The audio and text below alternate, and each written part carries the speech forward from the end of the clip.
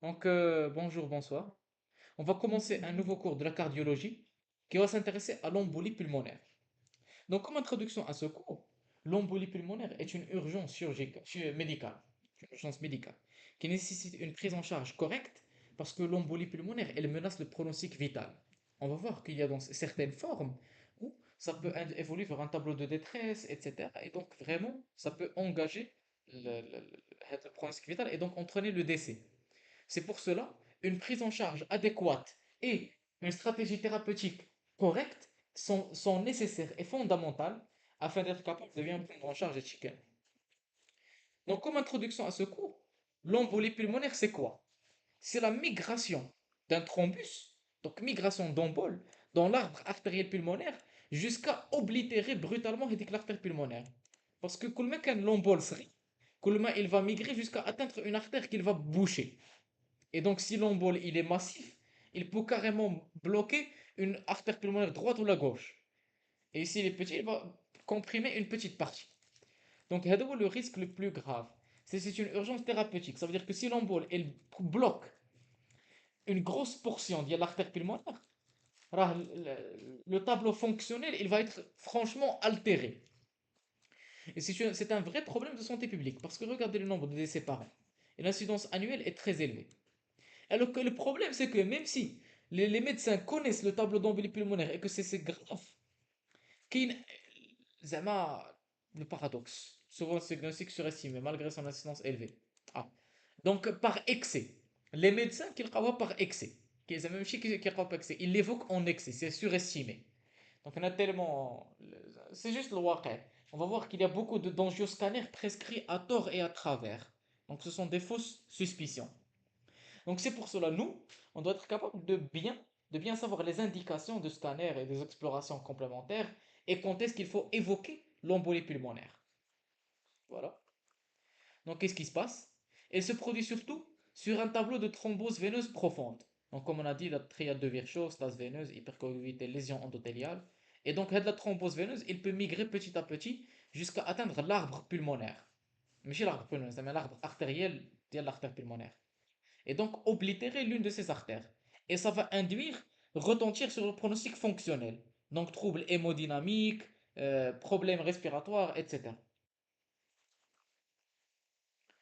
Donc qu'est-ce qui va se passer? C'est le cœur pulmonaire aigu. Donc c'est une insuffisance cardiaque et une détresse respiratoire aiguë, due à un problème cardiaque. Donc c'est le cœur pulmonaire aigu.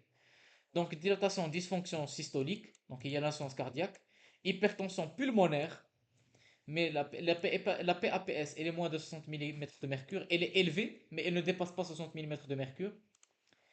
Et donc, voilà, PAPS élevé, et voilà, ventricule droit, il est dilaté. Donc, dilatation du ventricule droit, parce que voilà, on a oblitération pulmonaire. Et donc, dysfonction du ventricule droit, donc insuffisance cardiaque droite, et qui peut ensuite retentir sur le ventricule gauche. Donc, dysfonction du ventricule droit, ça va induire une tachycardie associée. Et la tachycardie, elle peut induire un problème au niveau du ventricule gauche. Parce que la tachycardie, va te le remplissage. Et surtout, le ventricule droit dilaté, lui aussi, il peut retentir sur le ventricule gauche. Par l'interdépendance. Alors qu'il y a une interdépendance entre les deux ventricules. Et donc, à nouveau, le tableau de retentissement. Donc, troubles respiratoires et troubles hémodynamiques. Hémodynamique et cardiaque, mais surtout dilatation du ventricule droit non hypertrophié. Bien sûr. Non hypertrophié, pourquoi? Parce que c'est une atteinte aiguë. Ce n'est pas une atteinte chronique. Donc le ventricule droit n'a pas le temps de s'adapter. Et le problème, c'est le choc hémodynamique sévère. Le moment où la lésion, le blocage, c'est plus de 50% ديال l'arbre pulmonaire, donc هنا كيكون مشكل كبير كاين un choc hémodynamique sévère donc hypotension collapsus etc. Et l'embolie pulmonaire elle devient symptomatique le moment où on dépasse 30% d'obstruction ديال le réseau artériel نعم ياسين. Hypertension pulmonaire. L'hypertension pulmonaire tout simplement راك عاقل في le cours de l'hypertension pulmonaire كانوا 5 groupes. Quel était le groupe numéro 4? Le groupe 4 عاقل عليه؟ Non. هو le groupe post-thromboembolique. Un post-embolie pulmonaire. C'est tout simplement là كيفاش كنا كنهضروا على زعما l'embolie qui va induire une constriction ديال دوك les vaisseaux تماك et augmentation ديال les résistances etc. مع الوقت et غتعطيك hypertension pulmonaire de groupe 4 parce que c'est une agression ديال les vaisseaux عاقل عليها راه كاينه في الكور ديال l'hypertension pulmonaire. Donc l'obstruction d'un vaisseau est plutôt en cas d'hypertension pulmonaire préalable. Donc là, elle doit survenir surtout sur un poumon déjà pathologique. Et donc l'embolie, elle devient même plus grave. Mais voilà. Donc quelles sont les conséquences? أول حاجة c'est l'hypoxie. Parce que bien sûr, la fonction respiratoire, elle va être altérée. Donc obstruction artérielle pulmonaire. Et donc ça va induire un trouble de la ventilation et perfusion. Ça veut dire qu'il y a une région au niveau du poumon qui va être comment? Est-ce qu'elle va être non vascularisée ou non ventilée?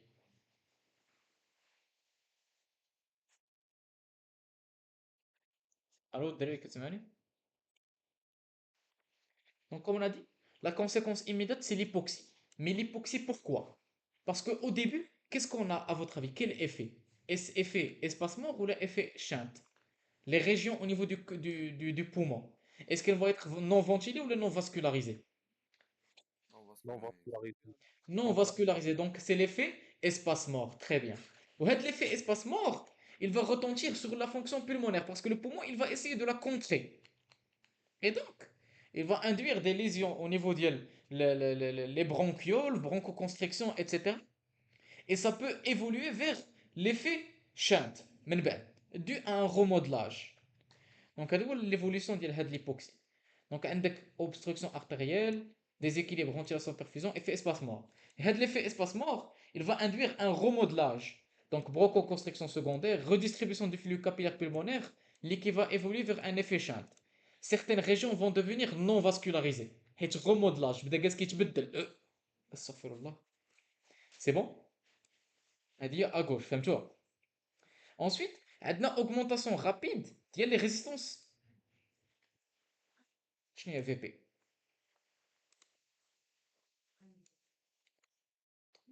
Vin pulmonaire. لا بصح augmentation rapide des veines pulmonaires et donc ouverture de foramen ovale. حيت la veine pulmonaire les pressions طالعه فيها elle va être transmise au niveau de l'oreillette gauche. Et l'augmentation de la pression elle va induire que هذاك l'ostium qui devait être fermé entre les oreillettes il va se réouvrir. Donc ouverture du foramen ovale perméable. Et donc غيتحليك كاع كتا. Et ça va induire un effet shunt droit-gauche. Et ça va empirer la situation. Et le shunt droit-gauche, il se manifeste surtout par la cyanose. C'est le sang du cœur droit qui va rentrer au niveau du cœur gauche. Et donc, avec le sang, il va être mélangé. Le cœur droit, là, il est désaturé. Et donc, le cœur gauche, qui est pompé un sang désaturé. C'est bon? Un shunt droit-gauche. C'est bon? Voilà.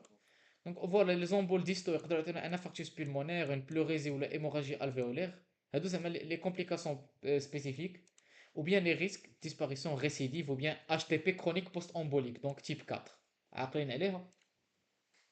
Voilà. Donc les signes fonctionnels, bien sûr les facteurs de risque, c'est la même chose que la thrombose veineuse. Donc je ne vais pas m'amuser à les relire. Mais pour résumer, les facteurs de risque élevés sont surtout les troubles massifs, l'insuffisance cardiaque ou la fibrillation auriculaire qui ont un risque majeur. Ou là, une récidive. Donc ça veut dire que déjà au préalable, une thrombose veineuse. On peut les risques modérés, c'est surtout la thrombophilie اللي خصنا نحداو معاها. Donc une altération de l'équilibre des facteurs coagulants. وعندنا les facteurs de risque faibles, ou l'allaitement, ou la grossesse, ou les autres choses. C'est bon? Voilà. Donc, comment faire le diagnostic positif? Le signe fonctionnel majeur, c'est la dyspnée. Donc, l'embolie pulmonaire, c'est surtout la dyspnée. Et qui est surtout brutale. Et transitoire, permanente, ou bien elle peut être progressive, dans certains cas. Et d'intensité variable. Parce que, comme on a dit, on peut oblitérer soit une petite artère, ou là, on peut oblitérer une grosse artère pulmonaire. Branche d'artère pulmonaire. Donc, ça va donner un tableau qui peut être très bruyant, ou là, un tableau fruste. Donc, on comprend la variable, les signes fonctionnels. On peut voir aussi une douleur thoracique en coup de poignard. Donc, هذا هو le quatrième atteinte اللي كتعطينا en coup de poignard. La douleur thoracique كنوصفوها. غير التروازيام سير صاحبي الله يهديك. هذيك المره عندنا قلت لك كود بواني امبولي ولا خلي شنو ديجيستيف راه ما طلعش. شنو هو الرابع؟ دونك عندك اونغور. لا ماشي اونغور. اونكو 8. لا ماشي اونكود بونير صراحه. المهم ديسيكسيون اورتيك، بونكرياتيت. اونكو 8. اه ماشي اونكو 8. المهم ما bon. عرفتش انا عارف C'est une بونكرياتيت douleur عرفت lancinante. اونكو Je sais 8. que la dissection aortique est très douloureuse. وعندك pneumothorax. لا المهم دافع. كمل. whatever, whatever man, let's go. Donc douleur thoracique en coude polaire, donc ça montre que la douleur elle peut être atroce en point de côte, basithoracique ou bien latérothoracique, ça dépend de la localisation. Elle peut être accompagnée d'une toux ou là une hémoptysie. Si elle est accompagnée d'une hémoptysie, ça veut dire qu'on commence à avoir un terrain infarci, donc infarctus pulmonaire associé. Elle peut être accompagnée d'une syncope ou l'hypothymie. Il faut faire surtout attention parce que les signes menacent, ça veut dire que le pronostic il est grave. Ça veut dire que l'atteinte, elle n'est pas une embolie pulmonaire simple, mais plutôt une embolie pulmonaire زعما خايبة, qui est grave. Et les signes de thrombose veineuse profonde, lesquels il faut surtout chercher les signes de thrombose veineuse parce que l'embolie pulmonaire, il doit y avoir une origine. Et donc on doit chercher l'origine. C'est bon? Voilà. Donc dyspnée avec un examen clinique normal, le tableau standard. Ou là, تقدر تكون عندنا une dyspnée avec insuffisance cardiaque droite, حيت le cœur droit il commence à devenir défaillant.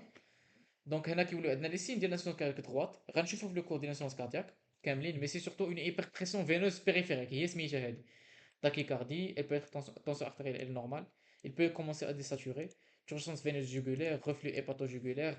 L'œdème des membres inférieurs, c'est surtout un signe tardif. On peut avoir un éclat de B2, etc. Et dans le tableau le plus grave, on peut avoir un choc cardiogénique. Ça veut dire que le cœur est tellement altéré qu'il ne peut plus exercer sa fonction. Ni le cœur droit, ni le cœur gauche. Donc, qu'est-ce qu'on a dans la tachycardie avec l'hypotension et la désaturation. C'est bon? Le choc cardiogénique. Ça veut dire que le cœur, vraiment, il ne peut plus exercer sa fonction. غنشوفوه حتى هو في الكور ديال كاين واحد الكور على لو شوك كارديوجينيك لي كارactéristiques ديالو لي étiologies qu'on doit penser etc. C'est bon? Voilà. Il y a bien sûr quelques scores اللي نقدروا نعتمدوا عليهم pour évaluer la propriété clinique. بحال le score de Wells. Le score de Wells c'était pour la thrombose veineuse. هذا كاين un score de revised Geneva Clinical Prediction. Donc bon, c'est surtout un score اللي نقدروا نعتمدوا عليه. Et كاين une version simplifiée اللي نقدروا نعتمدوا عليها تاهي كتعطينا une probabilité. Donc كما كتشوفوا two level score PE unlikely. Donc pulmonary embol, pulmonary embolism est likely si le score est plus de 2 ou le plus de 5. Ouais, two level score. Donc voilà, ça montre comment de Wells qui pour pulmonaire pour l'embolie pulmonaire qui les home juge. C'est bon? Bien sûr, les exemples paracliniques, le premier qu'on doit évoquer, c'est le CG. Parce que le CG, il peut nous montrer quelques atteintes. Il peut être normal, bien sûr, ou bien il peut montrer le retentissement. Donc la tachycardie sinusale, elle peut être présente, c'est normal, la douleur, c'est conséquence de la douleur. On peut voir un bloc de branche droit, parce que le ventricule droit qui est très dilaté, il peut comprimer la branche droite. On peut voir un signe S1Q3 T3. Elle est spécifique de l'embolie pulmonaire. Qu'est-ce que ça veut dire S1Q3? Regardez D1, غنلقاو l'aspect QRS. Là où le V1 QRS RS. لا وقال هذا ان سي جي نورمال. المهم غتلقاو اون دي 1 كتبدا ايميدياتمون باس. Ça veut dire qu'elle saute QR كيبان l'aspect ديال QR seulement en S. Alors qu'en D3 on remarque l'aspect ديال Q3. Ça veut dire كتبدا من Q RS. Elle est normale. كيبان لنا هاد la différence من D1 ل D3. Et T3. T3 ça veut dire que T est négative en D3 حتى هي. Donc S1 Q3 T3. Si on trouve ces trois signes, c'est que c'est très probablement une embolie pulmonaire. C'est bon? Avec bien sûr dilatation du ventricule droit. Et comment on reconnaît l'hypertrophie, mais l'hypertrophie ventriculaire? Le CG, on peut voir soit l'hypertrophie ou la dilatation. Et comment on la reconnaît? سوكولولي. Là, Sokolovlion ventriculaire gauche. ديما كنقلبهم انا اخ سير Donc la اس courbe اك ار. هو R sur S en V1. Très bien. R sur S en V1. S'il est supérieur à 1, ça veut dire que R, que par S, c'est très probablement une atteinte ventriculaire droite, soit dilatée ou la hypertrophie. C'est bon? Et on peut voir des troubles de rythme associés, soit fibrillation atriale ou bien tachycardie atriale. المهم تشوفوا le cours des arythmies cardiaques وغنفهموهم plus en détail. C'est bon? Voilà, d'abord le S1 CG. قول لي S1 كي 3 ما فهمتيش. S1 Q3 T3 ça veut dire كتلقى un aspect ديال QRS فيه غير S. S بوحدها en D1. Q3 ça veut dire en D3 كتشوف QRS عنده l'aspect ديال Q. Et T3 ça veut dire que l'onde T en D3 elle est négative. S1 Q3 T3 هذا هو les signes اللي نقدروا نلقاوهم. اه Voilà. On peut demander une radio de thorax et qui montre une région qui n'est pas bien vascularisée. Donc, elle trouve la trame vasculaire et elle disparaît de la région. On peut aussi voir le signe de Westermarck, hyperclarté dans un territoire de systématisation vasculaire. Ouais, de la région qui n'est pas bien vascularisée, qui est claire. C'est bon? On peut voir aussi une opacité triangulaire.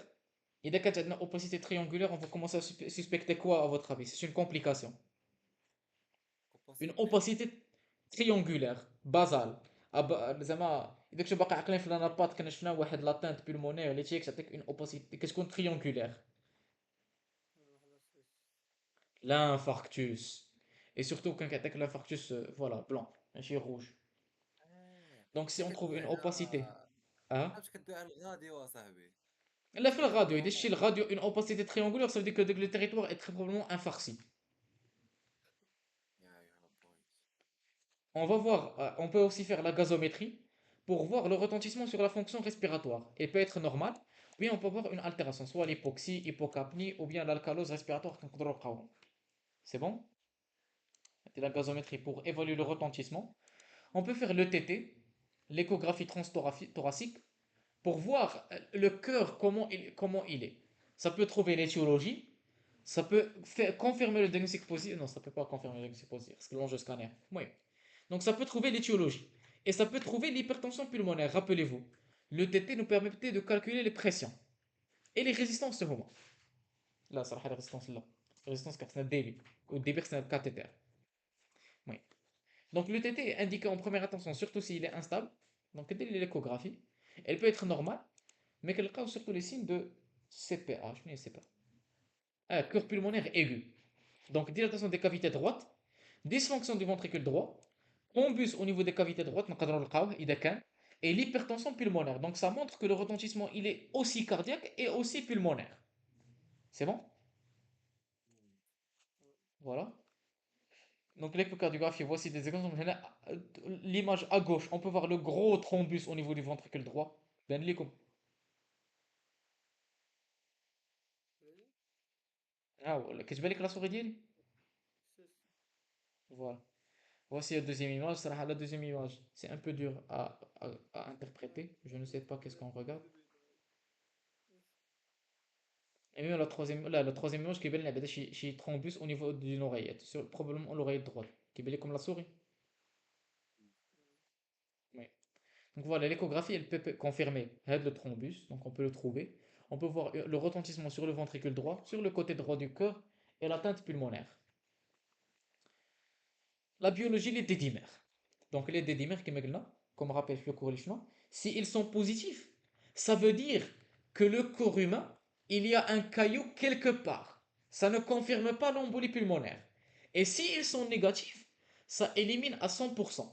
Parce que si elles sont négatives, ça veut dire qu'il n'y a pas de caillou au niveau du corps humain. C'est bon? Les dédimères sont très utiles. Donc probabilité faible ou intermédiaire. On peut faire la BNP et NT-proBNP pour évaluer le retentissement de l'insuffisance cardiaque. Les troponines pour chercher s'il y a une ischémie du ventricule droit. Et ce sont des marqueurs pronostiques surtout pour savoir est-ce que l'atteinte est grave ou là. Parce que une embolie pulmonaire simple n'est pas la même à une embolie pulmonaire associée à une insuffisance cardiaque. Elle n'est pas une embolie pulmonaire associée à un infarctus, etc. Donc, on va demander toute la biologie pour savoir nous sommes dans quel terrain. C'est bon? Donc, هنا كاين les bilans complémentaires, c'est normal. دايما كنطلبهم NFS plaquettes, fonction rénale, bilan hépatique, bilan d'hémostase, etc.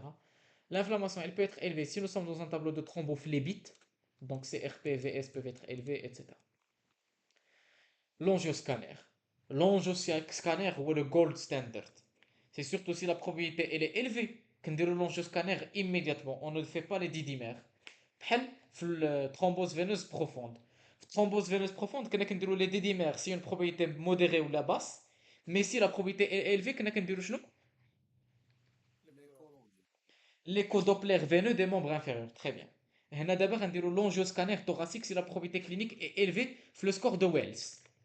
Ou bien score de كاين واحد السكور واحد اخر score de Canadli. Score de Canadli, il évalue l'imagerie thoracique, l'imagerie زعما radiologique. Il l'évalue. Donc نشوفوا le nombre de segments atteints, on peut voir le thrombus, etc. Et donc يعطينا le pourcentage زعما il évalue le retentissement. On peut aussi faire le scintigraphie pulmonaire. La scintigraphie pulmonaire, c'est une imagerie de ventilation et de perfusion. Rappelez-vous, كنا كنعطيو des molécules inhalées et des molécules injectées. Ok, on a deux images, une imagerie de ventilation et de perfusion. Et dans le cadre d'une embolie pulmonaire, à votre avis, qu'est-ce qu'on va voir? Dilatation l'artère. Non, non, la scintigraphie ما كتشوفش les vaisseaux.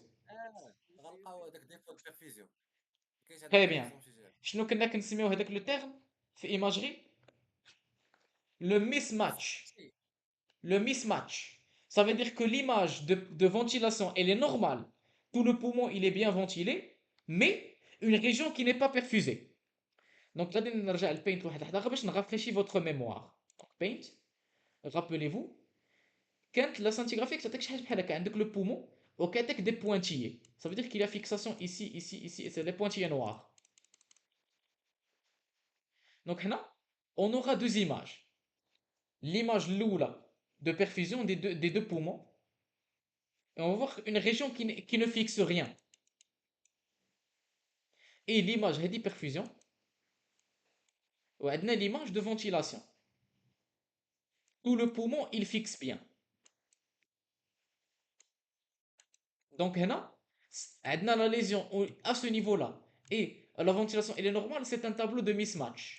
Et donc, ça oriente vers l'embolie pulmonaire. C'est bon?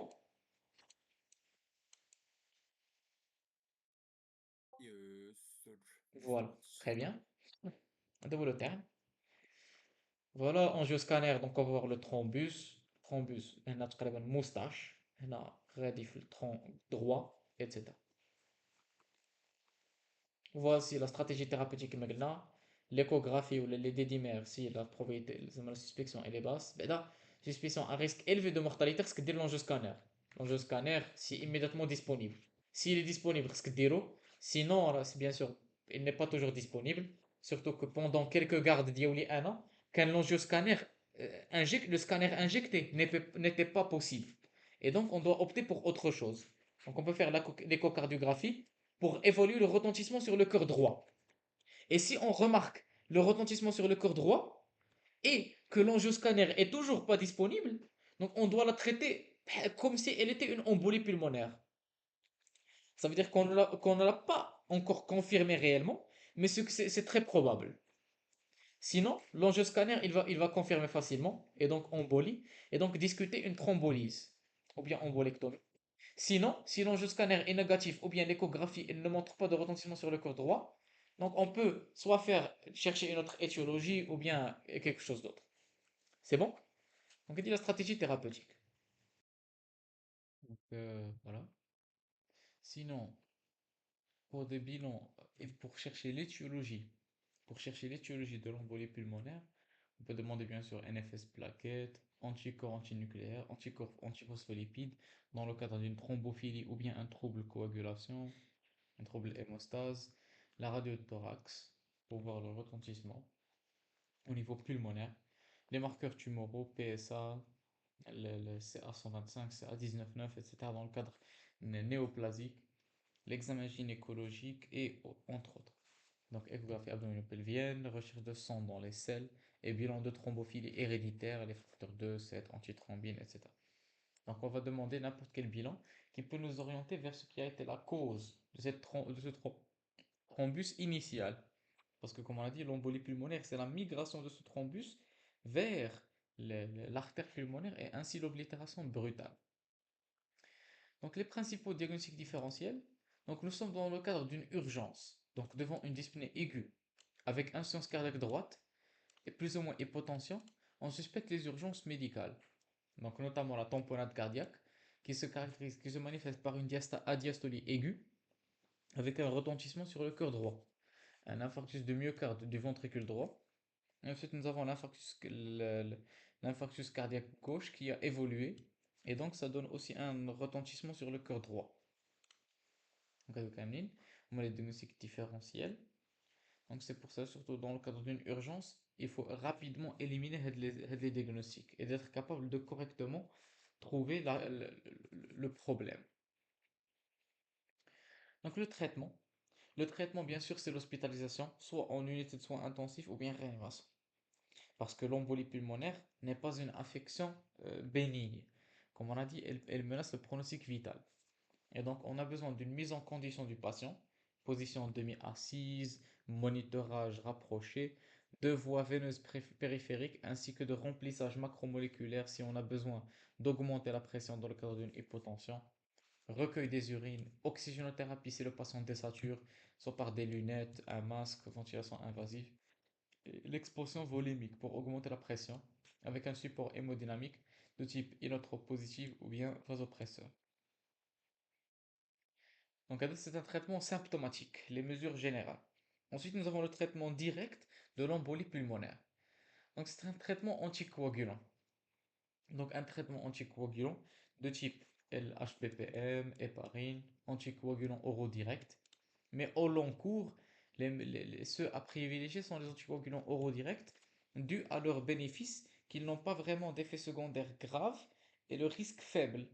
Donc le risque faible. Mais bien sûr, les anticoagulants oraux directs ont la seule contre-indication, l'insuffisance rénale. Et donc si nous avons une insuffisance rénale, on va alors opter pour les antivitamines K au long cours.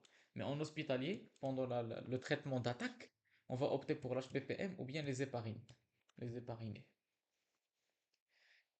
Donc la durée du traitement est variable en fonction du degré d'atteinte. Est-ce que c'est le premier épisode en présence d'un facteur de risque? Premier épisode sans étiologie, 6 mois. Sans facteur de risque en 3 à 6 mois. Récidive d'embolie pulmonaire, au moins 1 an. Syndrome des anticorps antiphospholipides, traitement à vie, etc. Donc, comme on a dit, la durée varie en fonction de l'atteinte, si c'est le premier épisode, si c'est une récidive, si c'est le terrain sous-jacent néoplasique, etc. Et donc ça fait varier le traitement. C'est comme dans le cadre de thrombose veineuse profonde, comme on avait vu. Donc pour vous rappeler un peu, la thrombose veineuse profonde, elle aussi, elle avait des durées similaires.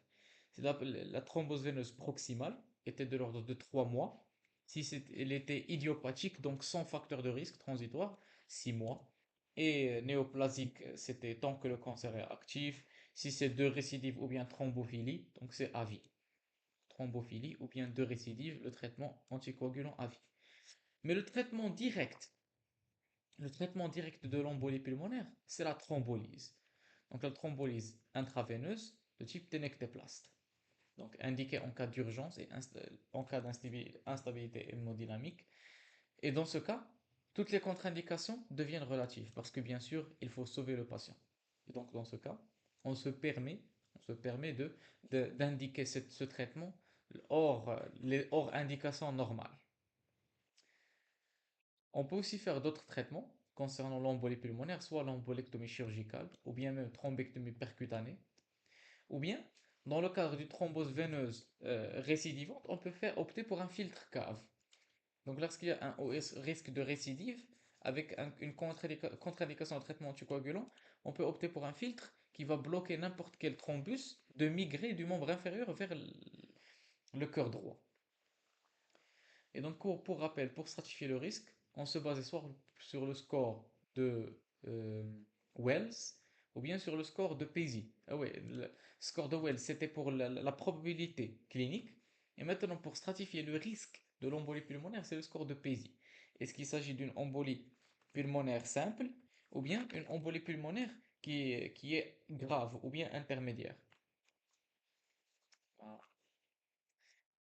Donc voilà. Si bien sûr on va évaluer le risque si le patient n'est pas en choc. S'il est en choc, il faut injecter et traiter immédiatement. Il ne faut pas perdre le temps. l'évaluation de la gravité et autres ne doit pas retarder la prise en charge. Et donc, s'il n'y a pas d'instabilité hémodynamique, donc là, on va voir le score et ainsi stratifier le risque. Si le risque est faible, traitement ambulatoire, ça, c'est dans le cadre d'un risque faible. Risque intermédiaire ou bien intermédiaire élevé, donc dans ce cas, il faut une hospitalisation avec des anticoagulants et le traitement associé. Donc voilà. Donc, si le risque faible, bien sûr, ça y est, on envoie le patient chez lui. Mais lors des risques intermédiaires, on va prescrire une échographie transthoracique. Donc, l'échographie transthoracique, elle va nous montrer sur le retentissement cardiaque, si les BNP sont élevés, avec l'atteinte des cavités. Donc, voilà. Si on a l'un des deux, donc nous serons dans l'intermédiaire faible. Si nous avons les deux à la fois, donc nous serons intermédiaire fort. Donc ventricule droit dilaté et biomarqueur élevé. Donc ça veut dire que le cœur droit est en souffrance. Et donc nous sommes dans un risque élevé. Donc voilà. Les complications de l'embolie pulmonaire, principalement, c'est le décès et la mort subite. Surtout s'il y a migration d'un gros thrombus. On peut aussi avoir l'hypoxie réfractaire, le choc cardiogénique, la récidive embolique ou bien l'infarctus pulmonaire. Et entre autres, on peut aussi avoir le groupe 4 des hypertensions pulmonaires. Donc l'hypertension pulmonaire groupe 4, c'était post-embolique. Qu'est-ce qui se passait? Le thrombus, il fusionnait avec la paroi artérielle. Et donc c'est comme si on avait une augmentation des résistances. Parce que la paroi artérielle, elle devient très épaisse, et donc ça obstrue la lumière, et ça augmente la pression. Et dans ce cas, on aura l'hypertension pulmonaire. Et rappelez-vous, pour diagnostiquer cette atteinte, on se basait sur la scintigraphie. Parce qu'au scanner, on n'était pas capable de déceler ces lésions. Voilà, c'est tout concernant l'embolie pulmonaire. Pour vous rappeler, c'était une urgence diagnostique et thérapeutique parce qu'elle peut surtout menacer le pronostic vital. Et donc, le traitement est à base d'anticoagulation et de fibrinolyse. Donc, anticoagulation pour éliminer le risque de thromboembolisation et voilà, d'embole. Mais dans le cadre où nous sommes déjà dans une embolie pulmonaire, dans ce cas, il faut bien sûr préparer le patient, hospitaliser, mise en condition et fibrinolyser, afin de, afin de reperméabiliser l'artère et de sauver le pronostic. Voilà, c'est tout. Donc voilà, c'est tout concernant le cours de cardiologie. Je vous souhaite bon courage et à la prochaine.